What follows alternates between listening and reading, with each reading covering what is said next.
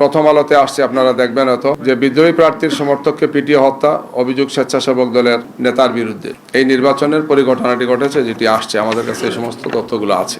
এছাড়াও আরেকটি হত্যাকাণ্ড ঘটেছে, সেটি হচ্ছে মুন্সিগঞ্জ, এটা বাগেরহাটের নির্বাচন পরবর্তী সহিংসতা বিএনপির বিদ্রোহী প্রার্থীর সমর্থক নিহত এবং তাদের নেতার ধারায় সেটা ঘটনা ঘটেছে। যায় দিনেও এটি আসছে। হালুয়াঘাটে নির্বাচন পরবর্তী সহিংসতা একজন শিশু এবং কয়েকজন আহত হয়েছেন। এছাড়া এই ধরনের নিহতের ঘটনায় একজন ছেলের সুখে মায়ের মৃত্যু পত্রিকায় আসছে, যে ফেনী জেলার দাগনভূঞা উপজেলায় সিলোনিয়া বাজারে গতকাল যুবদলের সন্ত্রাসীদের হামলায় আহত জামাত কর্মী দুলালের মাস স্ট্রোক করে তিনি ইন্তেকাল করেন।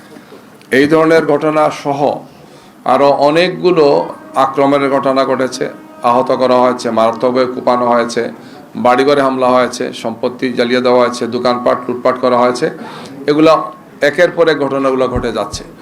আমরা আশা করেছিলাম যে ফেসিবাদের সময় যে ধরনের আচরণ হয়েছিল, নতুন এই বাংলাদেশে এই ধরনের কিছু ঘটবে না। তো আমরা দেখতে পাচ্ছি যে একের পর এক নির্বাচন পরবর্তী এই ধরনের ঘটনাগুলো ঘটছে এবং এই ব্যাপারে যারা সর্বাধিক আসন পেয়েছেন তাদের পক্ষ থেকে এই ধরনের কোনো দৃশ্যমান কোনো উন্নতি আমরা দেখতে পাচ্ছি না। তাদের নেতাকর্মীদেরকে এই ব্যাপারে প্রয়োজনীয় সংবরণ করা বা তাদেরকে দায়িত্বশীল হওয়ার জন্য বা এই সমস্ত কাজ থেকে বিরত রাখার জন্যে যে ধরনের পদক্ষেপ নেওয়া উচিত, আমরা সেটা দেখতে পাচ্ছি না।